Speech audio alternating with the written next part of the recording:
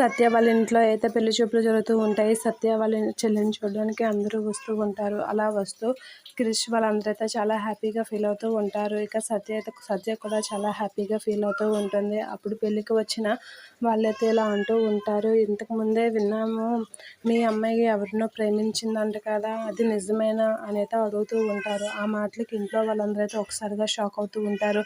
అయినా ఆ విషయం వీళ్ళు ఎందుకు అడుగుతున్నారు అని అయితే షాక్ అవుతూ ఉంటారు. ఇక సత్య వాళ్ళ చెల్లిని అన్ని మాటలు అనేసరికి సత్య వాళ్ళ వదినైతే మా ఇంటికి వచ్చి మమ్మల్ని ఇన్ని మాటలు అంటారా, మీకు ఎంత ధైర్యం ఉంది, మీరు కానీ ఇన్ని మాటలు ఆడాల్సినంత అవసరం లేదు, మీరు ఇన్ని మాటలు ఎందుకు ఆడుతున్నారు అని చెప్పి మా సత్యని కానీ తప్పుగా మాట్లాడితే మీ చెంప చెల్లుమంటది, మర్యాదగా ఉండదు, మమ్మల్ని ఇన్ని మాటలు అంటున్నారు అని అయితే అంటూ ఉంటుంది. ఆ మాటలకి సరేలే మంచి సంబంధంకే వచ్చాం, నేరం పోయి వచ్చామని చెప్పి అక్కడి నుంచి వెళ్ళిపోతూ ఉంటారు. ఆ మాటలే విన్నాం సత్య వాళ్ళ అన్నయ్య అయితే ఇది అంతటికీ కారణం ఇదే అన్నయ్య అని చెప్పి దాన్ని కొట్టబోతూ ఉంటాడు. అలా కొట్టబడుతున్న సత్య వాళ్ళ అన్నయ్యని క్రిష్ అయితే అడ్డుకుంటూ ఉంటాడు. అలా అడ్డుకుంటూ వాళ్ళిద్దరూ ఘర్షణ చేసుకున్న టైంలో సత్య వాళ్ళ నాన్న అయితే అడ్డుకుంటూ ఉంటాడు. అప్పుడు క్రిష్ వాళ్ళ నాన్నని తోసేస్తూ ఉంటాడు. అలా తొయ్యగానే వాళ్ళ నాన్న సైడ్కి పడిపోయి వాళ్ళ నాన్న తలకి దెబ్బ తగులుతుంది. అది చూసి సత్య ఒకసారిగా షాక్ అవుతూ ఉంటుంది. నాన్న అని గట్టిగా అరుస్తూ ఉంటుంది. అరిసి ఏం చేస్తున్నావు క్రిష్ అని చెప్పి అయితే